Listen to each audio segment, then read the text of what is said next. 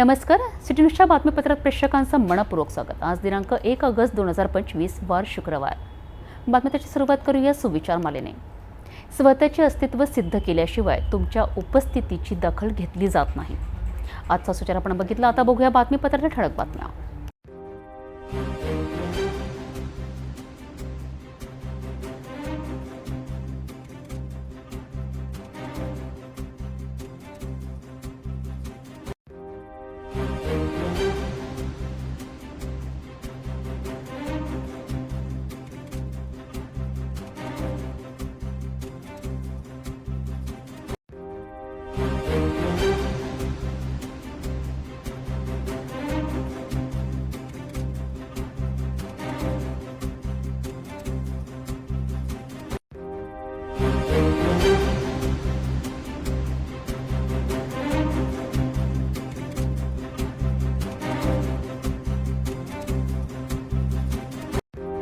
आपण ठळक बातम्या बघितल्या. आता घेऊया छोटासा ब्रेक. शादी और ब्याह की शुरुआत आराधना साड़ी के साथ.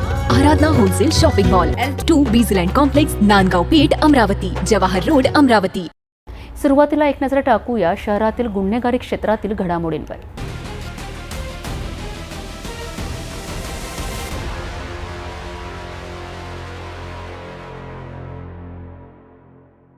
आजची सर्वात मोठी आणि धक्कादायक बातमी अमरावती शहरातून येत आहे.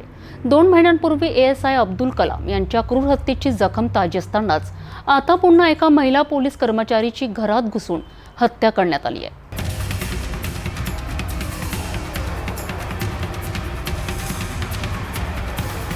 अमरावती शहर पुन्हा एकदा हादरले.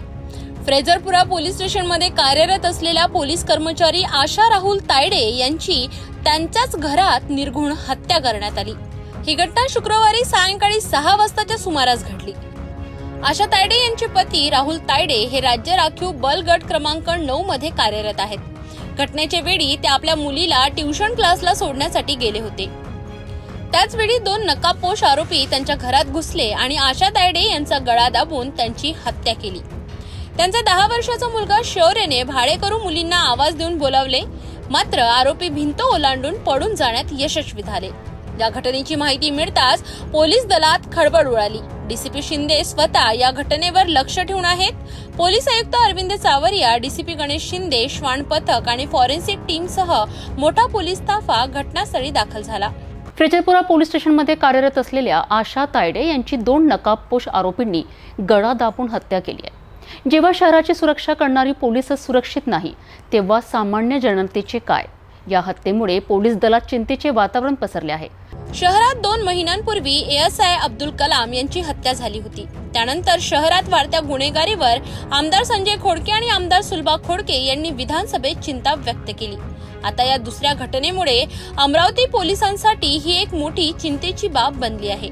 घराच्या आत घुसून एका पोलीस कर्मचाऱ्याची हत्या करणे हे शहराच्या कायदा व सुव्यवस्थेवर प्रश्नचिन्ह निर्माण करणारे आहे. पोलीस या प्रकरणाचा तपास करीत आहेत, मात्र हत्येचे कारण अद्यापही अस्पष्ट आहे. अमरावती येथील गुरुकृपा कॉलनी, वडाडी नाका या परिसरामध्ये सिटी पोलीसमध्ये कार्यरत असणाऱ्या कॉन्स्टेबल आशा राहुल तायडे हिचा 2 अज्ञात आरोपींनी गळा दाबून हत्या केलेली आहे. ही घटनेची माहिती तात्काळ फैजरपुरा पोलीस स्टेशनला मिळताच येथे ठाणेदार रोशन शिरसाट घटनास्थळी दाखल झाले असून या ठिकाणी दुय्यम ठाणेदार गावंडे तपास करीत आहेत. या ठिकाणी स्वतः CP अरविंद सावरिया यांनी भेट दिली आणि स्वतः DCP गणेश शिंदे येथे यांनी सुद्धा भेट दिली. फॉरेन्सिक टीम दाखल झालेली आहे आणि श्वान पथकसुद्धा दाखल झालेलं आहे. हे इसम कोण होते? 2 अज्ञात इसम ज्यांनी गळा दाबून आशा तायडेची हत्या केली. तिचे पती हे कर्तव्यावर राज्य राखीव बल गट क्रमांक 9 मध्ये चंद्रपूर येथे कार्यरत आहे. या घटनेची प्रत्यक्षदर्शी माहिती हे वर राहणाऱ्या भाडेकरीला आहे, जाणून घेऊया. मी वरत होती, ताईच्या मुलाने मला आवाज दिला, ताई म्हणे मोबाईल दे, म्हणे मोबाईल दिला मी त्याला. मग मी जेव्हा खाली आली, खाली इथून तर त्याने मला आवाज दिला. मला गेटचा आवाज आला होता. मी इकडे पाहायला गेली, गेटचा आवाज आला आणि गेटचा आवाज आला तशीच मी वरत गेली. तो म्हणे ताई इकडून कोणतरी पडत आहे म्हणे. मी तिकडे गेली तर 2 व्यक्ती मला पडताना दिसते. अंदर गेली तर काय चित्र होतं? अंदर गेली तर दार अर्धे ते दोन्ही पण उघडे होते आणि मग अंदरच्या रूममध्ये गेले तर ते ताई खाली अशा पडलेल्या होत्या. पाणी वगैरे होतं टाकलं चेहऱ्यावर, हो. आजूबाजूच्या लोकांना जमा केलं. हो हो काकूला बोलावलं, ताईला बोलले, पाणी गिनी टाकलं तोंडावर. गळ्यावर काही निशाण होतं? गळ्यावर केस ताईचे मोकळे होते तेव्हा, आणि मी घाबरली होती त्यामुळे एवढं लक्षात तर नाही आहे. मी ताईला, त्या बेशुद्ध होत्या ना त्यांना तुम्हाला कोणी आवाज दिला? मला ताईच्या मुलाने. किती वर्षाचं? 12 काय तुम्हाला काय माहिती आहे? नाही, मी सर त्या टाईमला नव्हतो, पण जसं मला कॉल आला होता त्याच्यानंतर मी लगेच आलो. तर तेव्हाच आम्हाला पण हीच माहिती मिळाली की ताई खाली बेशुद्ध अवस्थेत अशी पडलेली होती. यांनी पाणी वगैरे टाकून त्यांना थोडं वेकअप करायचा ट्राय केला. तेवढ्या वेळात मग दादा आले आणि दादा त्यांना घेऊन मग हॉस्पिटलला गेले. ही घटना अमरावती पोलिसांकरिता एक मोठा धक्का आहे. अब्दुल कलाम यांच्या हत्येनंतरही गुन्हेगारांचे मनोबल कमी झाले नाही आणि त्यांनी पुन्हा एका पोलिसाला लक्ष्य केले. यामुळे शहराच्या सुरक्षेवर गंभीर प्रश्नचिन्ह निर्माण झाले आहेत. पोलिसांच्या सुरक्षिततेसाठी आणि शहरातील गुन्हेगारीला आळा घालण्यासाठी कठोर पावले उचलणे आता अत्यावश्यक बनले आहे. या प्रकरणाचा तपास पूर्ण झाल्यावरच हत्येमागचे खरे कारण समोर येणार आहे.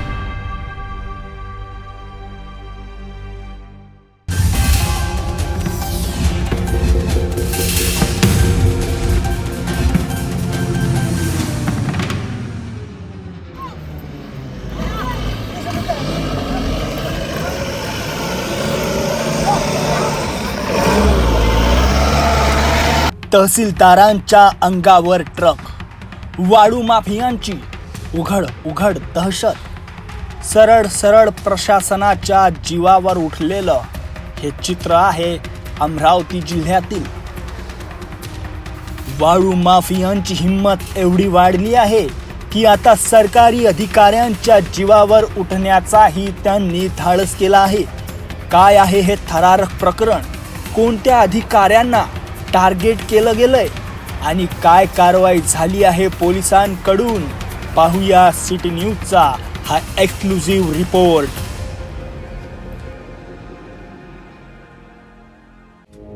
ही घटना आहे अमरावती जिल्ह्यातील भातकुली तालुक्यातील हातुर्णा गावातील.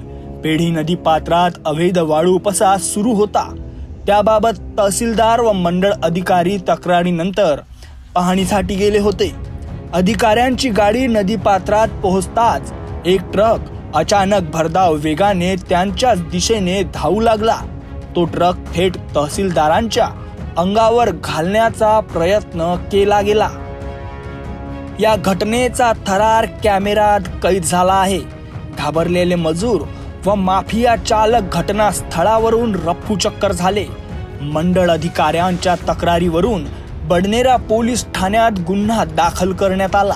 पोलिसांनी एका आरोपीला ओळखून ट्रॅक्टरसह एक मिनी ट्रक जप्त केला आहे. या घटनेनंतर संपूर्ण अमरावती जिल्ह्यात वाळू माफियांच्या धंद्याचा पर्दाफाश झालाय.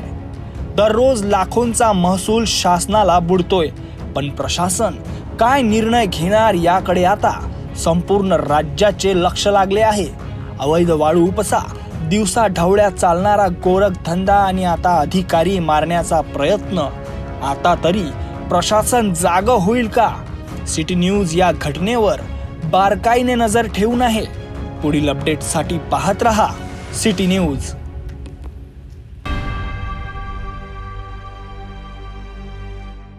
अमरावती महानगरपालिका मालमत्ता कर विभागाच्या वतीने सामान्य करावर 10% विशेष सूट. स्क्रीनवर दिलेला QR स्कॅन केल्यास ऑनलाईन पेमेंटवर मिळवा 3% अतिरिक्त सूट.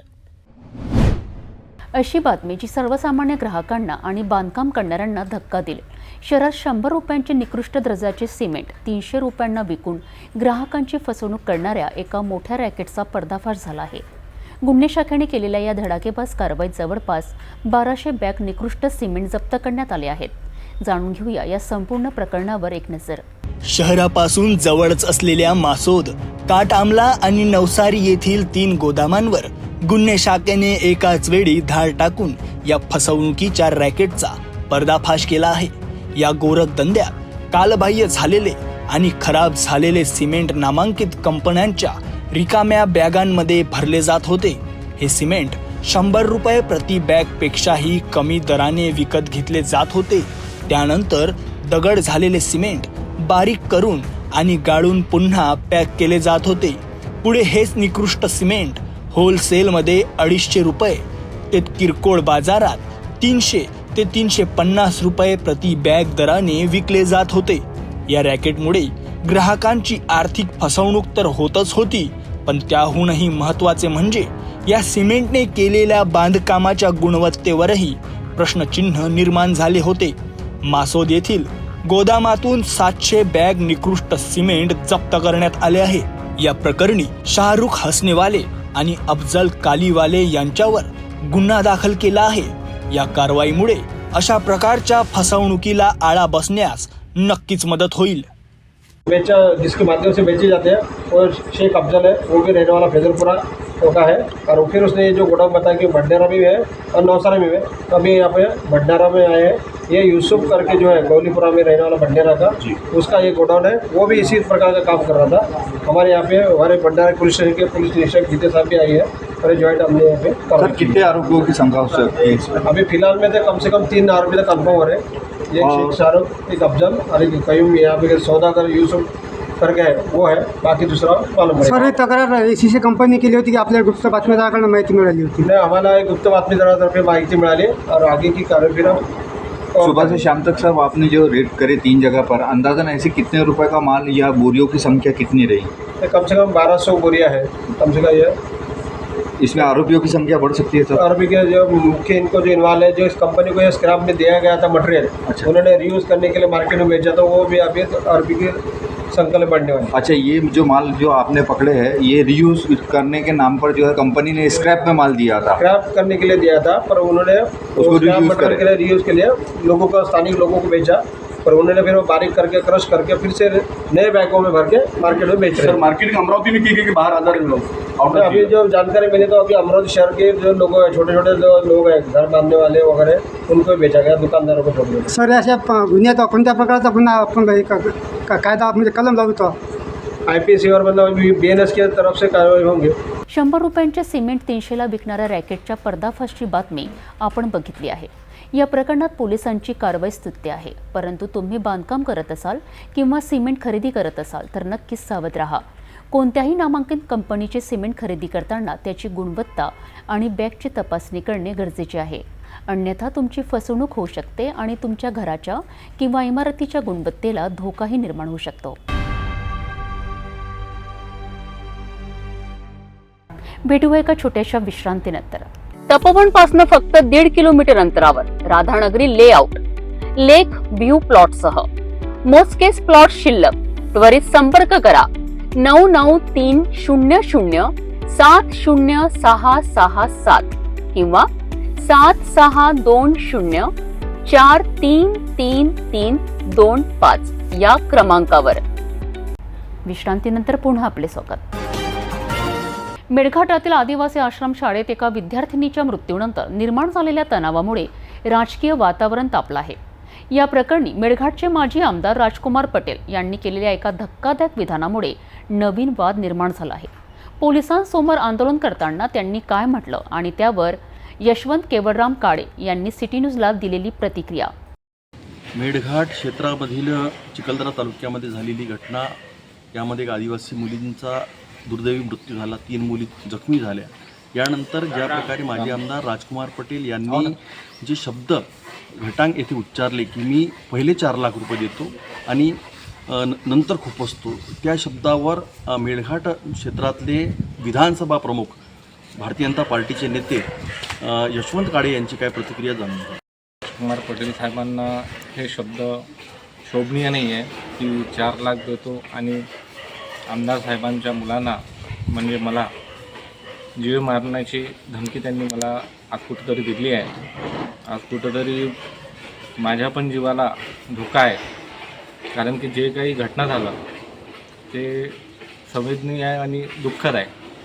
त्यात आम्ही, आमचा परिवार आणि आमदार साहेब आणि आमचा सगळ्यांचं सहकार्य त्या कुटुंबासोबत आहे आणि आम्ही पूर्णपणे त्या कुटुंबासोबत खंबीरपणे उभा आहोत आणि पुढे पण जे काही त्या कुटुंबांना लागेल त्यासाठी आम्ही पुरवण्यासाठी आम्ही तयार आहोत. असं वाटते की का हे विषय घेऊन आंदोलन झालं एक मुलगी ॲक्सिडेंटली त्याचा दुर्घटनेत मृत्यू झाला आणि त्याच्यानंतर हे जे म्हटलं गेलं आणि ज्या प्रकारे चित्र होतं काय वाटते की याच्यावर काय म्हणतात? चित्र म्हणजे ते एक जे काही घटना घडली ते घटना होती, ॲक्सिडेंट होता.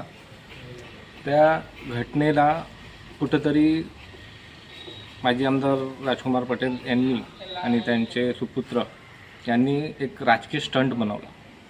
कुठंतरी राजकीय आपल्याला क्रेडिट भेटायला पाहिजे म्हणून त्या शवला घेऊन त्यांनी राजकीय स्टंट केला. घटनेत राजकुमार पटेल यांनी जे शवला घेऊन जे रस्त्यावर जे कारनामे केले ते कुठंतरी आमच्या समाजाला दुखवणारी अशी घटना आहे. आणि असं आमच्या समाजाची एक मुलगी होती, त्यांचं शव घेऊन रोडवर बसणं हे कितपत चांगलं आहे. हे एक खूप मोठी दुःखद घटना घेऊन असंच राजकीय स्टंट करणं चुकीचं आहे. आणि आम्हीच नव्हे तर शासकीय अधिकारी आहे, PO साहेब आहे, पोलीस अधिकारी आहे, यांच्यावर गाडी घेऊन अंगावर जाणं हे कुठपर्यंत बरोबर आहे. म्हणजे हे राजकीय स्टंट आहे की एक मारण्याची एक धमकी आहे. मेळघाटमधील सध्याची परिस्थिती आपण बघितली. या प्रकरणी माजी आमदारांच्या विधानावर पोलीस कोणती भूमिका घेतात आणि भाजपच्या मागणीवर काय कारवाई होते हे पाहणं महत्त्वाचं ठरेल. अमरावती महानगरपालिका मालमत्ता कर विभागाच्या वतीने सामान्य करावर 10% विशेष सूट दिनांक 2 व 3 ऑगस्ट 2025 पर्यंत. स्क्रीनवर दिलेला QR स्कॅन केल्यास ऑनलाईन पेमेंटवर मिळवा 3% अतिरिक्त सूट. चिखलदरा तालुक्यातील नागापूर येथील आश्रमशाळेत एका आदिवासी विद्यार्थिनीचा दुर्दैवी मृत्यू झाला. या घटनेनंतर पीडित कुटुंबाला न्याय मिळवून देण्यासाठी माजी आमदार राजकुमार पटेल आणि त्यांचे सुपुत्र रोहित पटेल यांनी धारणी येथील प्रकल्प कार्यालयासमोर आंदोलन केलेत. या आंदोलन दरम्यान माजी आमदार राजकुमार पटेल यांनी आमदार केवलराम काळे यांच्या मुलाबद्दल काही वक्तव्य केलीत. या संपूर्ण घटनेवर आणि पीडित कुटुंबाला देण्यात आलेल्या मदतीबद्दल आमदार केवलराम काळे यांनी सिटी न्यूजला सविस्तर प्रतिक्रिया दिली आहे. मेळघाट मतदारसंघाच्या चिखलदरा तालुक्यात येणाऱ्या नागापूरमध्ये वसंतराव नाईक आदिवासी आश्रमशाळेमध्ये एका विद्यार्थिनीचा पाण्याची टाकी पडून मृत्यू झाला. 3 मुली गंभीर झाल्या. या संदर्भामध्ये ज्या प्रकारे मागील 2 दिवसापासून राजकीय स्टंट केल्या जात आहे आणि या संदर्भात काय कारवाई केली आणि पीडित परिवाराला काय मदत केली, आपल्यासोबत मेळघाट मतदारसंघाचे आमदार केवलरामजी काळे आहेत, त्यांच्यासोबत जाणून घेऊया त्यांची काय प्रतिक्रिया. नागापूर आदिवासी आश्रमशाळेच्या विद्यार्थिनी या दुर्घटनेमध्ये मृत्यू पावली आणि त्या मृत्यू पावल्यामुळे त्यांच्या दवाखान्यामध्ये PM करण्यात आलं. PM करण्यानंतर त्यांना त्यांच्या पालकांना वडिलांना माझ्या संस्थेच्या मार्फत शाळेच्या मार्फत 1 लाख रुपयाचा चेक दिला. नंतर दुसऱ्या दिवशी त्यांना 5 लाखाचा चेक पुन्हा देण्यात आला. 25 रुपये असे नगद मी त्यांना माझ्याकडून सहायता म्हणून दिलेली आहे. आणि शाळेच्या प्रशासन लापरवाही ज्या कर्मचाऱ्यांनी केली त्यांना मुख्याध्यापक आणि अधीक्षिका या दोघांना मी निलंबित केलं आहे आणि त्यांच्यावर मी कारवाई केलेली आहे. आणि या घटनामध्ये रीतसर त्यांचे PM करण्यात आला. त्याच्या मृतदेहाला नेत होते त्यावेळेस माजी आमदार राजकुमार पटेल आणि त्यांचे पुत्र रोहित पटेल यांनी मृतदेह नेण्याचे अडथळे आणले. अडथळे ज्या गाड्या बाहेर काढून त्या मृतदेहाची विटंबना करण्याची अवहेलना करण्यात आली. हे आदिवासी समाजासाठी आणि त्या परिवारासाठी एका दुःखद घटना आहे. अशी दुःखद घटना पुन्हा व्हावी नाही. आणि या राजकारणासाठी स्वतःच्या राजकारणासाठी मृतदेहाची त्यांनी विटंबना केली हे निश्चित बाब आहे. त्यांच्यावर कारवाई झाली पाहिजे अशी आपली म्हणणं आहे. पोलिसांवर सुद्धा गाडी देण्याचा प्रयत्न केला. पोलिसांवर सुद्धा गाडी देण्यात आलं आणि कर्मचाऱ्यावर त्यांनी गाडी देण्याचा त्यांच्या रोहित पटेल यांनी प्रयत्न केलेला होता. त्या हिशोबाने पोलीस प्रशासनाने त्यांच्यावर कारवाई करायला पाहिजे, तर कारवाई करायला पाहिजे. एकूणच या संदर्भामध्ये ज्या प्रकारे शब्द बोलल्या गेले की मी 4 लाख देतो आणि मी खूपच देता भेटे करून, हा याच्यावर काय म्हणणं? या म्हणण्यानुसार त्याच्या ते जे घटना झाली होती त्या घटना स्वतः दुर्दैवी घटना म्हणजे मीच काही स्वतः केलं नाही. कोणी कर्मचाऱ्यांनी केलेलं नाही आहे. तरी घटना दुर्दैवी घटना होता झाल्यामुळे, पण ते त्यांनी अशा घटना करायला नाही पाहिजे होता.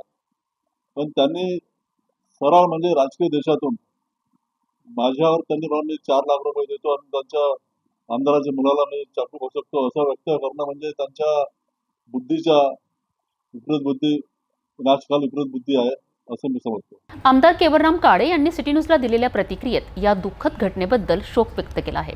तसेच त्यांनी सांगितले आहे की त्यांनी पीडित कुटुंबाला शक्य ती सर्व मदत केली आहे.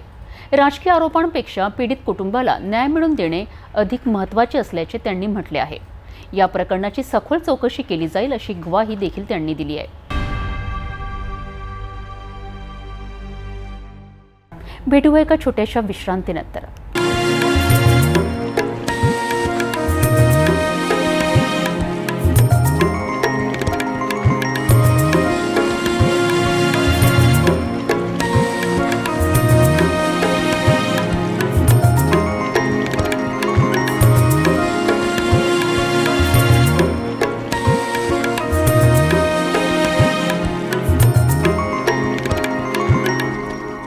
विश्रांतीनंतर पुन्हा आपले स्वागत.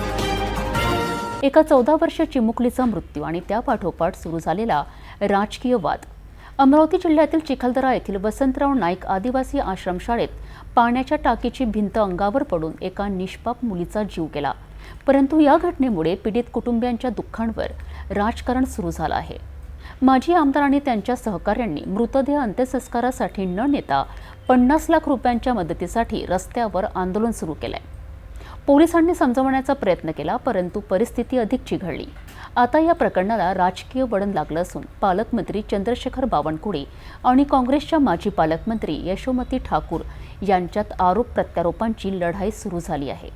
आपण या घटनेचा सखोल आढावा घेणार आहोत. घटना आहे अमरावती जिल्ह्यातील चिखलदरा तालुक्याची वसंतराव नाईक आदिवासी आश्रमशाळा नागापूर, जिथे 14 वर्षाची एक चिमुकली शिकत होती. नियतीच्या मनात काय होतं कुणास ठाऊक, पण पाण्याच्या टाकीची भिंत कोसळली आणि त्या निष्पाप मुलीचा जीव गेला. इतर 3 मुली जखमी झाल्या. या घटनेने संपूर्ण परिसरावर शोककळा पसरली. मुलीचं पोस्टमार्टम झाल्यावर मृतदेह पालकांना सोपवण्यात आला, पण त्यानंतर सुरू झाला एक वेगळाच संघर्ष.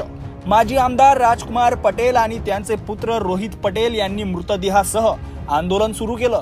50 लाख रुपयांची मदत मिळाल्याशिवाय मृतदेहावर अंत्यसंस्कार करणार नाही अशी भूमिका त्यांनी घेतली.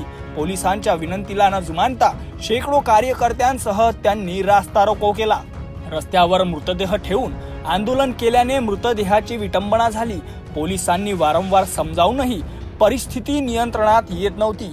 अखेर पोलिसांनी त्यांना ताब्यात घेऊन मृतदेह कुटुंबियांच्या स्वाधीन केला आणि अंत्यसंस्कार पार पडले. पण यानंतर राजकारणाची खरी सुरुवात झाली. काँग्रेसच्या माजी पालकमंत्री यशोमती ठाकूर यांनी चिखलदरा पोलीस ठाण्यात ठिय्या आंदोलन केलं.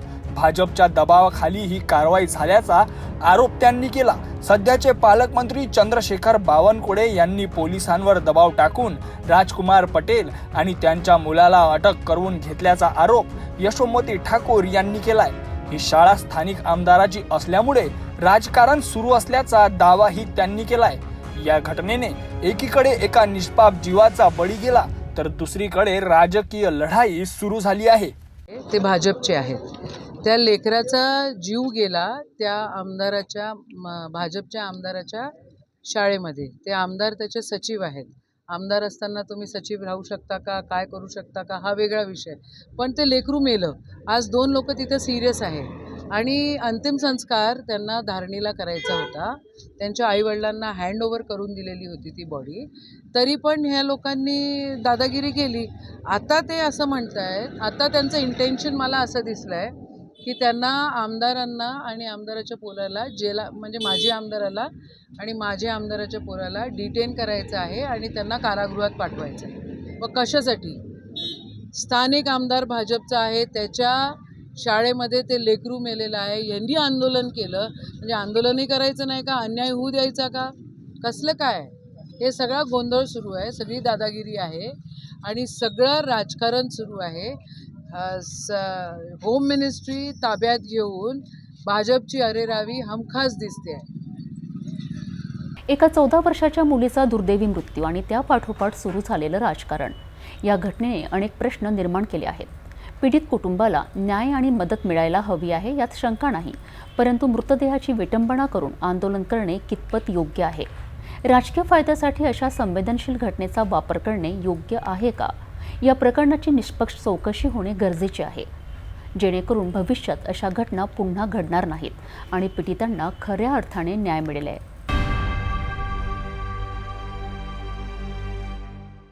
अमरावती जिल्ह्यातील मोर्शी येथे लवकरच एक मोठी शैक्षणिक क्रांती घडणार आहे. येथील स्थानिक अप्पर वर्धा वसाहत परिसरात बहुप्रशिक्षित मत्स्य विज्ञान महाविद्यालयाचे भूमिपूजन येत्या 3 ऑगस्ट रोजी होणार आहे.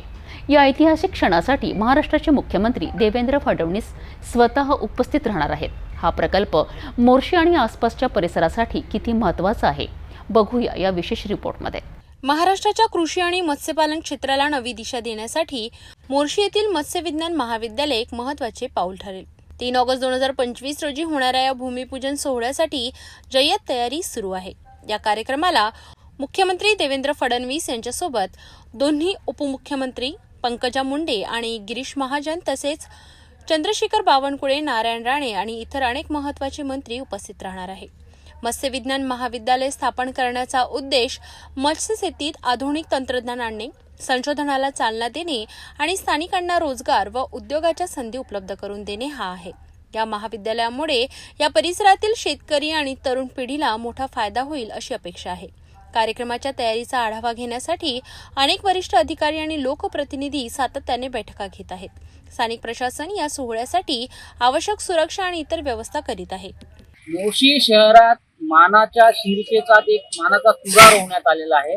आपल्या मोर्शी शहरामध्ये शासकीय मत्स्य विज्ञान महाविद्यालयाची मुहूर्तमेढ येत्या 3 तारखेला महाराष्ट्राचे लाडके मुख्यमंत्री देवेंद्रजी फडणवीस यांच्या हस्ते होणार आहे आणि त्याची जय्यत तयारी आपल्या इथे सुरू आहे. येत्या 2 दिवसात लाडके मुख्यमंत्री इथे येऊन भूमिपूजन समारंभ त्यांच्या हस्ते इथे संपन्न होणार आहे. या कार्यक्रमाविषयी सर्व भारतीय जनता पार्टीचे कार्यकर्ते नव्हे तर विशेष कार्यकारी सदस्य मत्स्य विज्ञान महाविद्यालय विद्यापीठ नागपूर यांचे सदस्य विशेष कार्यकारी सदस्य हे सुद्धा या कार्यक्रमासाठी अथक प्रयत्न करून प्रगतीशील आहेत. तर त्यांच्याकडून जाणून घेऊया की या मत्स्य विज्ञान महाविद्यालयाच्या निर्मितीकरता जेव्हापासून सुरुवात झाली होती, मध्ये काय अडथळा आला व आता पुन्हा ते जे आहे त्याच्यावर कळसरूपी शेवट आता होणे आहे. तर त्याबद्दल सुनीलजी सोमवंशी यांच्याकडून जाणून घेऊया. मला काय सांगाल? माननीय खासदार डॉक्टर बुंगे साहेब जेव्हा या मतदारसंघाचे लोकप्रतिनिधी म्हणजे आमदार होते तेव्हा 2017 साली या मत्स्य विज्ञान महाविद्यालयासाठी मागणी करण्यात आली. 17 मध्ये जेव्हा मागणी झाली त्या अनुषंगाने 2 वर्ष या कालावधीत लागलेल्या 2019 मध्ये तत्वता मान्यता देण्यात आली होती. माननीय मंत्रिमंडळाचा निर्णय झालेला होता, परंतु 2019 नंतर आचारसंहिता लागल्याने त्यानंतर निवडणुका लागल्याने आणि माननीय खासदार डॉक्टर बोंडे साहेब ते पराभूत झालेले होते. तर त्यानंतर 2020 मध्ये महामारी कोरोनासारखा आजार आलेला होता, संपूर्णतः बंद झालेलं होतं. त्यानंतर हे सर्व महाविद्यालयाचं काम थंड बसल्यात होतं. परंतु माननीय मुख्यमंत्री देवेंद्र फडणवीस साहेबांनी खासदार डॉक्टर बोंडे यांना राज्यसभा खासदारकी दिल्यानंतर 2022 मध्ये पुन्हा या महाविद्यालयासाठी अथक प्रयत्न करण्यात आले व त्याची प्रशासकीय मान्यता सुद्धा देण्यात आली. पुन्हा या महाविद्यालयासाठी हा प्रस्ताव मंत्रिमंडळासमोर आणण्यात आलेला होता आणि त्याची प्रशासकीय मान्यता देण्यात आली. प्रशासकीय मान्यता देत असताना त्यावेळेस पदांची पूर्णता विद्यापीठाने मागणी केली होती. हा प्रस्ताव जेव्हा सादर झाला होता हा तेव्हा 365 कोटी रुपयाचा सादर करण्यात आलेला होता आणि विद्यापीठाने आज सर्व प्रस्ताव सादर केला होता. शासनाने आजच्या तारखेत या भूमिपूजनाकरता जेव्हा माननीय मुख्यमंत्री महोदयांनी वेळ दिलेला होता त्याची आज प्रशासकीय मान्यता आज वितरित करण्यात आली. आज सकाळीच 11:30 वाजता या कामासाठी प्रशासकीय मान्यता 128 कोटी रुपयाची प्रशासकीय मान्यता वितरित करण्यात आली. मोर्शी येथील आगामी मत्स्य विज्ञान महाविद्यालय केवळ एक इमारत नसून परिसराच्या आर्थिक आणि सामाजिक विकासाचा एक आधारस्तंभ बनेल अशी अपेक्षा आहे. अमरावती महानगरपालिका मालमत्ता कर विभागाच्या वतीने सामान्य करावर 10% विशेष सूट दिनांक 2 व 3 ऑगस्ट 2025 पर्यंत. स्क्रीनवर दिलेला QR स्कॅन केल्यास ऑनलाईन पेमेंटवर मिळवा 3% अतिरिक्त सूट. अचलपूर कृषी उत्पन्न बाजार समितीमध्ये मोठा भ्रष्टाचार झाल्याचा आरोप समोर आला आहे. प्रशासक कार्यालयात तब्बल 1 कोटी रुपयांचा गैरव्यवहार झाल्याचे अंकेक्षण अहवालातून उघड झाले आहे. या अहवालामुळे सहकार क्षेत्रात खळबळ उडाली असून या प्रकरणातील दोषींवर काय कारवाई होणार आहे याकडे सर्वांचे लक्ष लागून आहे. बाजार समितीचं अंकेक्षण अहवालामध्ये नमूद असल्याप्रमाणे त्याच्यावर कार्यवाही सुरू आहे आणि त्यांना नोटिसेस दिलेले आहे जे दोषी आहेत त्यांना. ज्यामध्ये हे अपार झालं मग कसं समोर आहे हे अंकेक्षण अहवालामध्येच नमूद आहे. यामध्ये काही कोणत्या बाबींवर खर्च जास्त झाला की ठेक्यावर खर्च जास्त झाला, बांधकामावर खर्च जास्त, काय नमूद आहे याच्यामध्ये सर्वच म्हणजे जे आहेत त्या गोष्टी सगळ्या नमूद केलेल्या आहेत त्या अंकेक्षण अहवालानुसार. यामध्ये दोषींवर काय कारवाई? दोषींवर आता नोटिसेस सोडलेले आहेत, नोटिसेस दिलेले आहेत, तसे त्यानंतर पुढील कार्यवाही करण्यात येईल. अमरावती जिल्ह्याची सर्वात मोठी कृषी उत्पन्न बाजार समिती अचलपूर कृषी उत्पन्न बाजार समितीमध्ये 1 कोटीचा अपहार झाला असं अंकेक्षण अहवालामध्ये बाब समोर आलेली आहे. या संदर्भामध्ये कृषी उत्पन्न बाजार समितीचे सभापती सौ प्रतिभाताई ठाकरे यांनी चौकशी समिती सुद्धा नेमली आहे. यामध्ये सर्व जे दोषी आहे, यामध्ये दोषी असलेले त्यावेळेचे प्रशासक केदार, त्यावेळेचे सचिव अमर वानखडे आणि त्यावेळेचे लेखापाल गुडदे यांना नोटीस बजावण्यात आलेली आहे. येणाऱ्या 4 तारखेला 4 ऑगस्ट रोजी त्याची सुनावणी असून या संदर्भामध्ये चौकशी सुरू झाली आहे. या संदर्भात कृषी उत्पन्न बाजार समितीचे सचिव योगेश चव्हाण यांनी सुद्धा माहिती देत दोषींवर कारवाई होण्याचे संकेत दिलेले आहे. आणि विशेष म्हणजे कृषी उत्पन्न बाजार समितीमध्ये ज्या प्रकारे अपहार झाला त्यामध्ये खोटे बिले काढण्यात आलेले आहे. कृषी उत्पन्न बाजार समितीमध्ये 3 ते 4 टीन फक्त बदलण्यात आले असून बाकी सर्व टीन बदलले आणि टीन मध्ये नवीन टीन शेड मध्ये टीन लावले आहे आणि त्याचे खोटे बिल काढण्यात आलेले आहे. हेच नव्हे तर कृषी उत्पन्न बाजार समितीमध्ये नाल्याचे बांधकाम झाले आहे, याचे सुद्धा खोटे बिल काढण्यात आले आहे. कोट्यवधी रुपयाचा अपहार अंकेक्षण अहवालामध्ये समोर आल्यानंतर दोषींवर आता काय कारवाई होते याच्याकडे सर्व सहकार क्षेत्राचं लक्ष लागलेलं आहे. अचलपूर कृषी उत्पन्न बाजार समितीमधील भ्रष्टाचाराचा संपूर्ण तपशील आपण बघितलाय. अंकेक्षण अहवालाने या गैरव्यवहारावर शिक्कामोर्तब केले आहेत. पुढील काळात या प्रकरणातील दोषींवर काय कारवाई होते आणि सहकार क्षेत्रातील अशा गैरप्रकारांना आळा घालण्यासाठी कोणते पाऊल उचलले जाते हे पाहणे महत्त्वाचे ठरणार आहे. धारणी शहरातून एक चिंताजनक बातमी समोर येत आहे. गेल्या काही दिवसांपासून शहरात मोकाट जनावरे आणि कुत्र्यांचा वावर वाढला आहे, ज्यामुळे रस्ते अपघातांमध्ये मोठी वाढ झाली आहे. स्थानिक रहिवाशांना वाहन चालवणे आणि पायी चालणेही कठीण झाले आहेत. या समस्येवर तोडगा काढण्याकरिता धारणी नगर पंचायतीकडून कोणतीही ठोस कारवाई होत नसल्याने लोकांमध्ये तीव्र संताप आहे. धारणी शहरातील मुख्य रस्त्यांवर मोकाट जनावरे आणि कुत्र्यांचा सुळसुळाट वाढला आहे. ही जनावरे अचानक रस्त्यावर येतात, ज्यामुळे वाहन चालकांना अडथळ्यांचा सामना करावा लागतो. यामुळे लहान मोठे अपघात नित्याचेच झाले आहेत. स्थानिक रहिवाशांनी अनेकदा नगरपंचायतीकडे याबद्दल तक्रारी केल्या आहेत. तसेच वृत्तपत्रे आणि टीव्ही चॅनलच्या माध्यमातूनही अधिकाऱ्यांचे लक्ष वेधण्याचा प्रयत्न केला आहे. मात्र प्रशासनाकडून कोणतीही कारवाई होताना दिसत नाही. कुंभकर्णी झोपेत असलेल्या नगरपंचायतीला आता भूकंपच जागा करू शकतो, अशी चर्चा शहरात सुरू आहे. या बेजबाबदारपणामुळे भविष्यात एखादी मोठी जीवितहानी झाल्यास त्याची जबाबदारी कोण घेणार, असा प्रश्न नागरिक विचारित आहेत. ही जबाबदारी जनावरांच्या मालकाची की नगरपंचायतीच्या अधिकाऱ्यांची, हे स्पष्ट होणे गरजेचे आहे. धारणी शहरातील ही परिस्थिती अत्यंत गंभीर आहे. याकडे संबंधित वरिष्ठ अधिकाऱ्यांनी तातडीने लक्ष देऊन कठोर पावले उचलणे आवश्यक आहे. अन्यथा भविष्यात या समस्येमुळे आणखी मोठे अपघात होण्याची शक्यता नाकारता येत नाही. अकोल्यामध्ये वाहन चोरांविरुद्ध पोलिसांना मोठे यश मिळाले आहे. शहर कोतवाली पोलिसांनी एका सराईत दुचाकी चोराला अटक केली असून त्याच्याकडून 4 चोरीच्या दुचाकी जप्त केल्या आहेत. अकोल्यामध्ये दुचाकी चोरीच्या घटनांनी पोलिसांसाठी डोकेदुखी वाढविली होती. याच पार्श्वभूमीवर 18 मार्च 2025 रोजी मतीन अहमद खान यांनी आपली ॲक्टिवा चोरी झाल्याची तक्रार सिटी कोतवाली पोलीस ठाण्यात दाखल केली होती. त्यांच्या तक्रारीच्या आधारे पोलिसांनी गुन्हा दाखल करून तपास सुरू केला. तपासादरम्यान शहर कोतवाली पोलिसांच्या गुप्तचर शाखेला गोपनीय माहिती मिळाली. या माहितीच्या आधारे पोलिसांनी फिरदौस कॉलनी येथील 26 वर्षीय इस्तियाक खान इलियास खान याला अटक केली. पोलिसांच्या चौकशीत आरोपीने केवळ फिर्यादीची चोरी झालेली ॲक्टिवाच नव्हे तर रामदासपेठ पोलीस ठाण्यात दाखल असलेल्या इतर 3 चोरीच्या प्रकरणांचीही कबुली दिली। आरोपीच्या माहितीनुसार पोलिसांनी आणखी 3 दुचाकी जप्त केल्या। अशा प्रकारे आरोपीकडून एकूण 4 दुचाकी जप्त करण्यात आल्या, ज्याची किंमत एकूण 1,25,000 रुपये आहे। पोलीस अधीक्षक अर्चित चांडक यांच्या मार्गदर्शनाखाली ही यशस्वी कारवाई पार पडली। अकोला पोलिसांनी कशा प्रकारे तत्परता दाखवून दुचाकी चोराला अटक केली आहे। या यशामुळे पोलिसांनी केवळ चोरीच्या घटनांवरच नाही तर नियंत्रण मिळवले, तर शहरातील कायदा आणि सुव्यवस्थाही अधिक मजबूत केली आहे। माहूर तीर्थक्षेत्रात दरवर्षी लाखो भाविक दर्शनासाठी येतात, परंतु मातृतीर्थ कुंडाकडे जाणाऱ्या रस्त्याची दुरावस्था झाल्याने भाविकांना मोठ्या अडचणींचा सामना करावा लागत आहे। परिक्रमा यात्रा जवळ येत असल्याने या रस्त्याच्या दुरुस्तीची मागणी जोर धरत आहे। पाहूया या संदर्भातला एक विशेष रिपोर्ट। नांदेड जिल्ह्यातील माहूर हे 3.5 शक्तिपीठांपैकी एक महत्त्वाचे तीर्थक्षेत्र आहे। श्री रेणुका देवी मातेच्या दर्शनासाठी दररोज हजारो आणि परिक्रमेसारख्या मोठ्या यात्रांमध्ये लाखो भाविक इथे येतात। मात्र याच माहूरमधील ऐतिहासिक आणि धार्मिकदृष्ट्या महत्त्वाच्या मातृतीर्थ कुंडाकडे जाणाऱ्या रस्त्याची अवस्था अत्यंत बिकट झाली आहे। रस्त्यावर जागोजागी मोठमोठे खड्डे पडले आहेत, ज्यामुळे भाविकांना मोठा त्रास सहन करावा लागत आहे। मातृतीर्थाची ऋणतीर्थ म्हणूनही ओळख आहे। या ठिकाणी स्नान केल्याने ऋणमुक्त होते अशी भाविकांची श्रद्धा आहे। तसेच नवविवाहित जोडपी इथे एकत्र स्नान करून सुख समृद्धीची कामना करतात। याच कारणामुळे दररोज हजारो भाविक या ठिकाणी येतात, परंतु रस्त्याच्या दुर्दशेमुळे अपघातांचा धोका वाढला आहे। परिक्रमा आणि नारळी पौर्णिमा यात्रा तोंडावर असतानाच ही समस्या अधिक गंभीर झाली आहे। लाखो भाविक याच रस्त्याने जात असल्यामुळे मोठी दुर्घटना घडण्यापूर्वी रस्त्याची दुरुस्ती करणे अत्यंत आवश्यक आहे, अशी मागणी नागरिकांच्या वतीने करण्यात आली।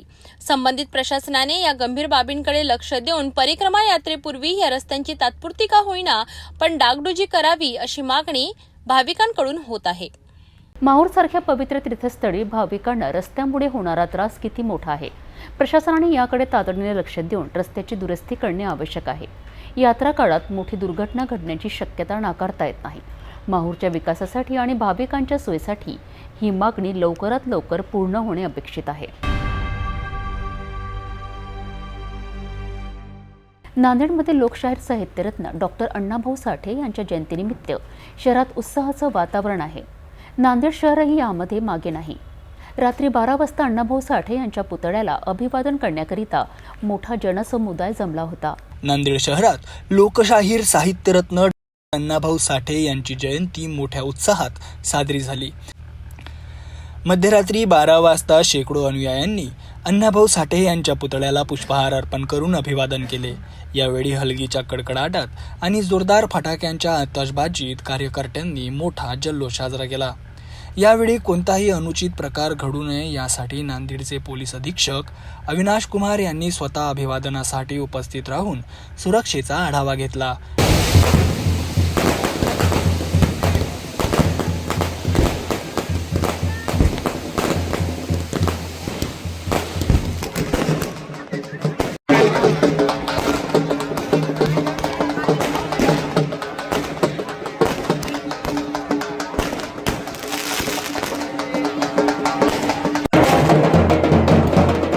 शाहीर अण्णाभाऊ साठे यांच्या जयंतीनिमित्त कार्यकर्त्यांमध्ये मोठा उत्साह पाहायला मिळाला। शहरात दिवसभर विविध कार्यक्रमांचे आयोजन करण्यात आले। नांदेडमध्ये अण्णाभाऊ साठे यांच्या जयंतीचा उत्साह आजही कायम आहे। दिवसभर शहरात विविध कार्यक्रमांचे आयोजन करण्यात आले असून कार्यकर्ते मोठ्या संख्येने त्यात सहभागी झाले होते आहे।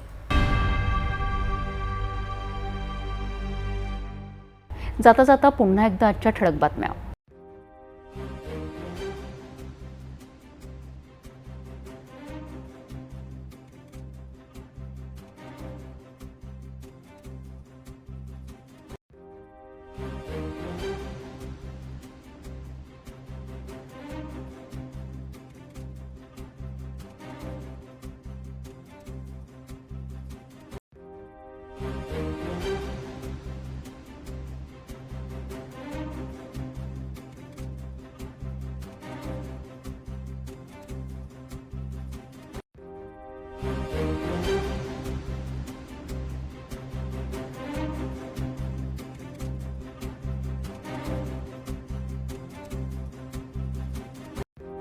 आपण आता सिटी न्यूज चॅनल आपल्या टीव्हीवरही बघू शकता। यामध्ये next channel 117, Jio channel 872, GTPL channel 73, Fastway channel number 256 वर बघू शकाल.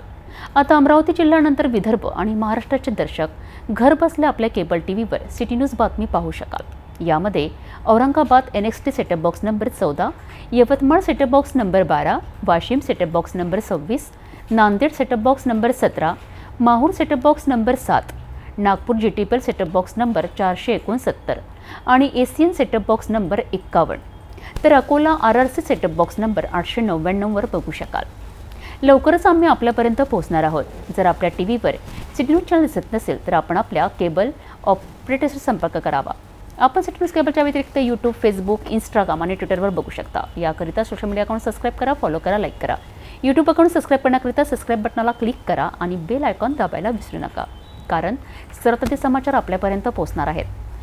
तसेच सिटीचे फेसबुक पेज लाईक करा, इंस्टाग्राम आणि ट्विटर हँडल फॉलो करा. आपण व्हॉट्सॲपवर सुद्धा सूचना देऊन न्यूज प्राप्त करू शकता. व्हॉट्सॲप नंबर खाली स्क्रीनवर येत आहे.